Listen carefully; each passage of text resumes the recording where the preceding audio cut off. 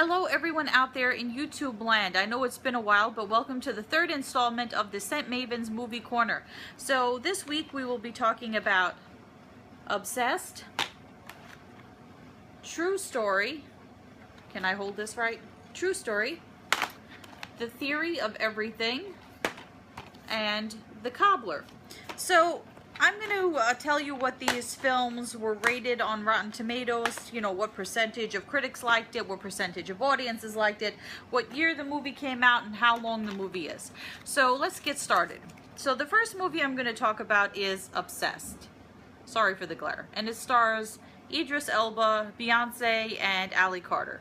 So this movie, wow, that glare is really bad. Okay, so this movie got 19% of critics liked it, 46% of audiences liked it, which means it was certified rotten. It came out in 2009 and it's an hour and 48 minutes. So what did I think of this movie? It was awful. It's really awful.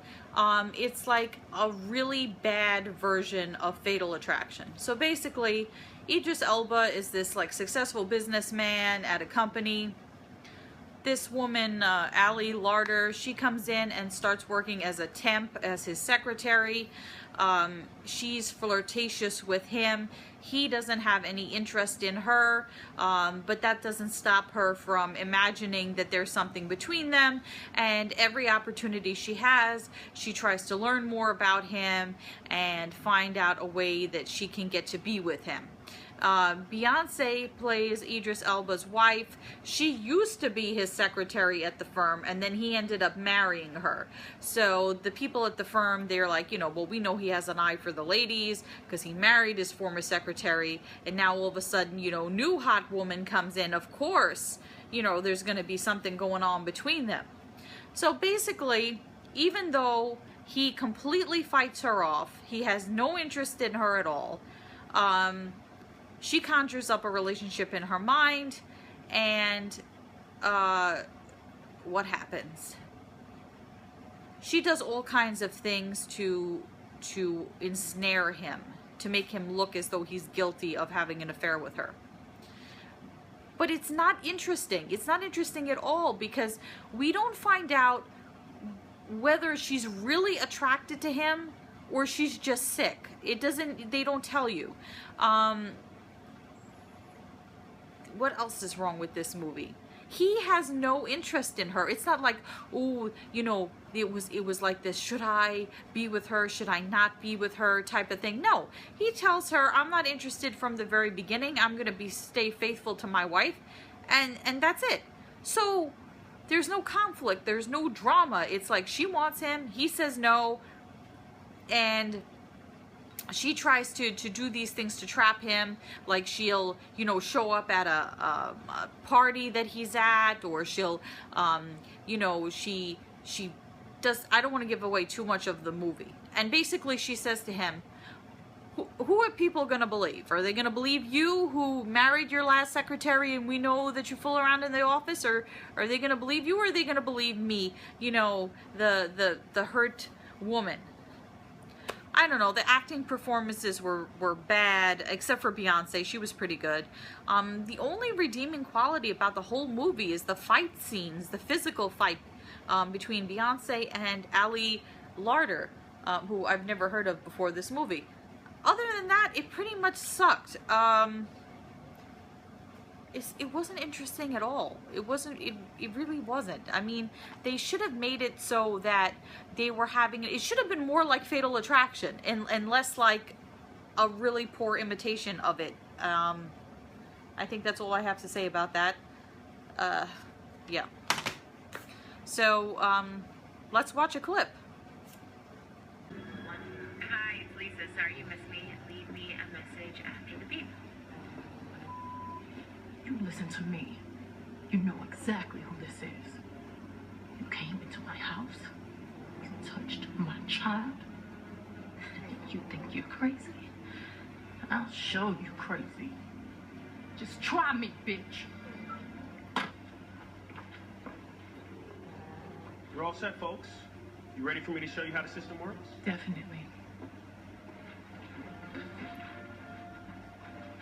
Simple. You just punch in your code, Now it's orange. In case of an emergency, this is the panic button.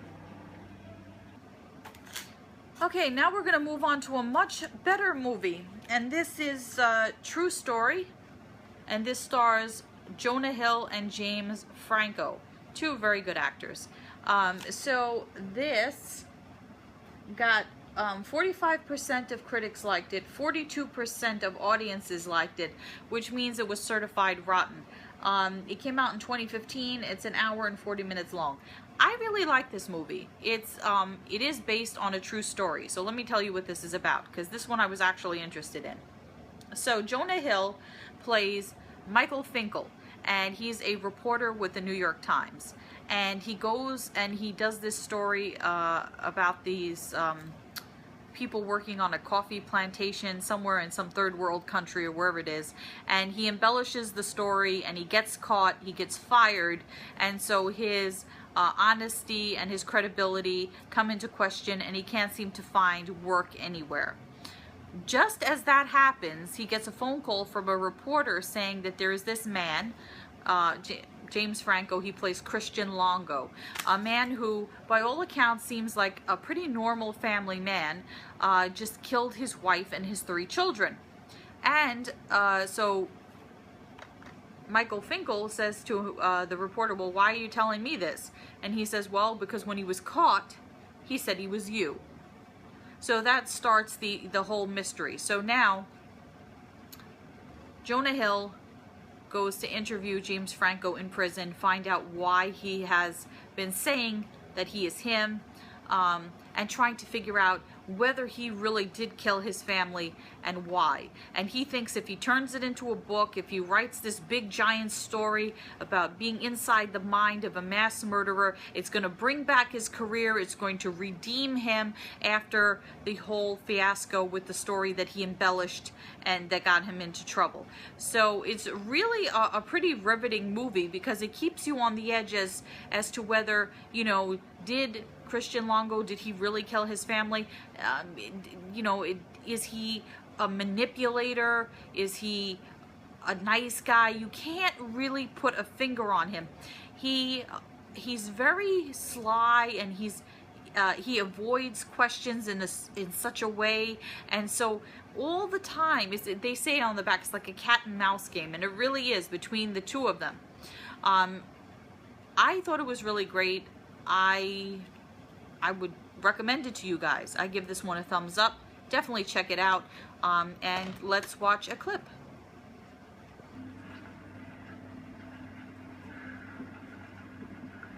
Very sorry. For what? This must be an incredibly difficult day for your family. Why are you talking to me? Do you need this scene for your book or something?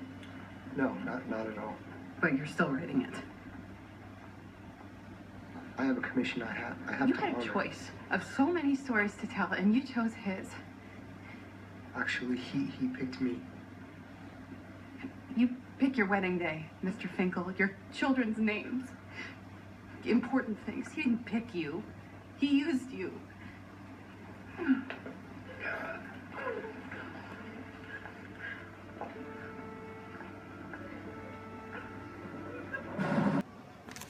Okay, so now we're going to talk about a biopic, and I love biopics, and this one is called The Theory of Everything, and this is about the life of Stephen Hawking, the famous astrophysicist, one of the most brilliant minds of our time. And so this movie got 80% of critics liked it, 84% of audiences liked it, so it was certified fresh. The movie is 2 hours and 3 minutes long, and it came out in 2015. And don't be frightened by the 2 hours and 3 minutes length time on this movie.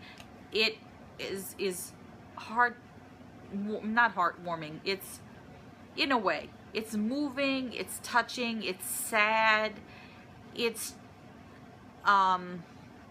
inspiring. It's so many things that the 2 hours and 3 minutes goes by and you don't even notice it. So this stars Eddie Redmayne and Felicity Jones. So Eddie Redmayne plays Stephen Hawking, and Felicity Jones plays his first wife, Jane Wilde, and they meet while he is a student at Cambridge University. So he's studying physics at, he's trying to get a PhD in physics at Cambridge, and of course they can tell he's super smart. And he seems like a normal guy, he's about 21 years old. Everything seems fine, and then you notice, or he notices when he's going to class and stuff, that his hand kind of is contorted, like sometimes he'll drop things and his hand is weird. And then he doesn't think anything of it, and then one day he collapses. And they take him to a hospital, and the doctor very bluntly, without any kindness, without any caring, where the bedside manner is, says to him, you have motor neuron disease, which is basically Lou Gehrig's disease, and you're going to deteriorate until you die, and you have 2 years to live. All your muscle function is going to go, even your ability to swallow food is going to disappear, and you'll just decline and decline until you eventually die. And this is devastating to him, and obviously it's devastating to Jane, his girlfriend at the time, and then the person who later becomes his wife. She vows to stay with him no matter what, to be with him as much time as he has left. And so Eddie Redmayne, is that his name? Eddie Redmayne. I keep wanting to call him Robbie Coltrane, but that's not right. That's the guy from Nuns on the Run and Harry Potter, I think. No, not Robbie Coltrane. Eddie Redmayne. He does a great job as Stephen Hawking. You see him, first he walks with one cane, then he walks with 2 canes, then as he declines, he eventually ends up in a wheelchair, and then he loses the ability, well, he has problems swallowing like they told him he would have, and he chokes on food, so they have to give him a tracheotomy, and then he loses the ability to speak. And I'm not giving away too much of the movie here, because if you know the life of Stephen Hawking, all this, you'll know this already. And so he has a motorized wheelchair, and then, he has this little button thing that he touches, and that puts the words into a computer screen, and then there's this computer voice that speaks for him, and that's the Stephen Hawking that we know today. So we obviously know that he lives past the 2 years. It's more about, it does talk about his research, but it's really about his relationship with Jane and all they have to go through, and they have 3 children together, and through having to help somebody that's so severely disabled, but yet brilliant, because his mind still works fine. There's nothing wrong with his brain. It's just all his muscle motor functions have gone, but his brain is functioning. So you have this brilliant man who's just basically an invalid, and she wants to take care of him, and it's a great love story, and really, really touching and moving, and some parts of it really sad. So I highly recommend this movie. I thought it was absolutely fabulous. I was worried about, when you buy a biopic, sometimes they're not movies that you would watch more than once. Like JFK, well, that's not really a biopic. Chaplin is a biopic. I don't watch it that often, but this one I would watch more than once. Eddie Redmayne was in another biopic called Marilyn and Me, which is an excellent movie. If you have not checked that out, you absolutely should. Okay, let's watch a clip from The Theory of Everything. Motor neuron disease. It's a progressive neurological disorder that destroys the cells in the brain that control essential muscle activity, such as speaking, walking, breathing, swallowing. The signals that muscles must receive in order to move are disrupted. The result is gradual muscle decay, wasting away. Eventually, the ability to control voluntary movement is lost entirely.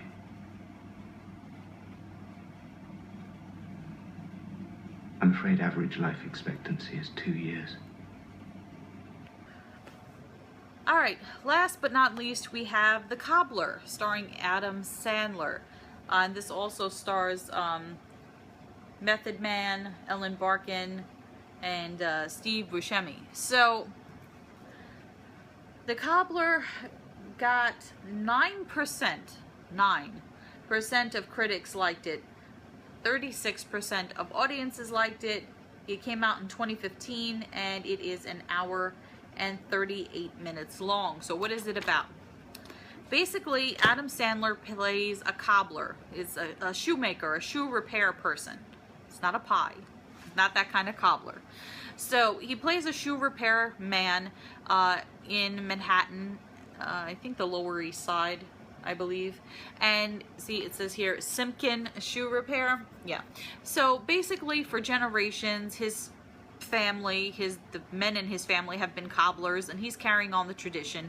But he doesn't feel like it's his thing. You know, it was his dad's thing, and it was his grandfather's thing, but he doesn't really feel like he's meant to be a shoemaker. He wants for something more. And then he realizes one day, Method Man, who's actually really annoying in this movie, I think he's annoying. Method Man comes in and says, I want my shoes repaired, and they need new soles and all this stuff. So he goes to put new soles on Method Man's shoes, and the machine that he's using breaks. And Method Man, who's really intimidating and gangster looking when he comes in, sort of scares Adam Sandler. So he's like, oh my God, what am I going to do now? The machine is broken. I have to fix this man's shoes by the time he comes in tonight to pick them up. So he uses this old spinning machine that he has downstairs in the basement that his father never threw away. And apparently the machine has special powers, because once you stitch with that machine and you put a new sole on the shoe, when he puts on the pair of shoes, he becomes that person. So he puts on Method Man shoes, he becomes Method Man. And so now he's having fun. Once he realizes this is happening, he has fun trying on resoling and trying on all these other shoes and becoming different people and living other people's lives. The only thing it's weird is because, so for example, when he puts on Method Man shoes and he becomes Method Man, Method Man doesn't disappear. So they at one point bump into each other. So the act of him putting on the shoes does not erase the original owner of the shoes. He just becomes like a dupe of them. Yeah, so he puts on these different shoes and he experiments with these different lives. What else happens? Then the backstory of this is this woman comes into his shop and says, you know, this big company is pushing out all the little people, all the shop owners that are here, and you should really come to our rally and stuff, and you know, save your store and you save the city for the people, not just for the rich. So he's attracted to this woman who comes in. So he's kind of like, he's a little interested. He thinks, okay, well, maybe I should get involved in this noble cause and everything. So then it goes on to where he uses his special power as the cobbler to become other people in order to kind of save the neighborhood from overdevelopment, and I will leave it there. But it's an interesting and it's a fun movie. It's a little hokey, you know. He's got Dustin Hoffman plays his dad. Steve Buscemi is really good in it. It's just a cute movie. It's cute, it's fun. If you like Adam Sandler, you definitely will like it. It's more of a serious role. He's not like slapstick and stupid in the movie. So yeah, it was pretty good. So I would recommend that one too. All right, let's watch a clip from The Cobbler.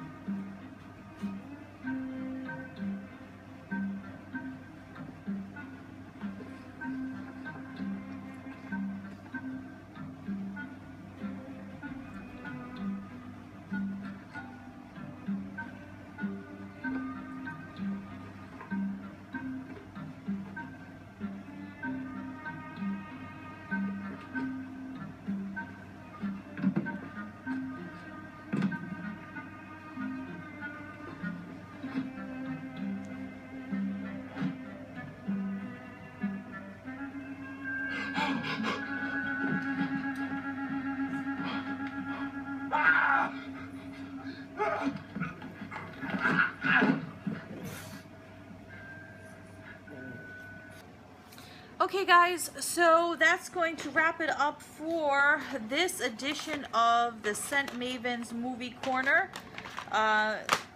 You know, if you've watched any of these movies, let me know. Let me know what you think of them. Did you like them? Did you think that they sucked? What did you think of them? Comment down below.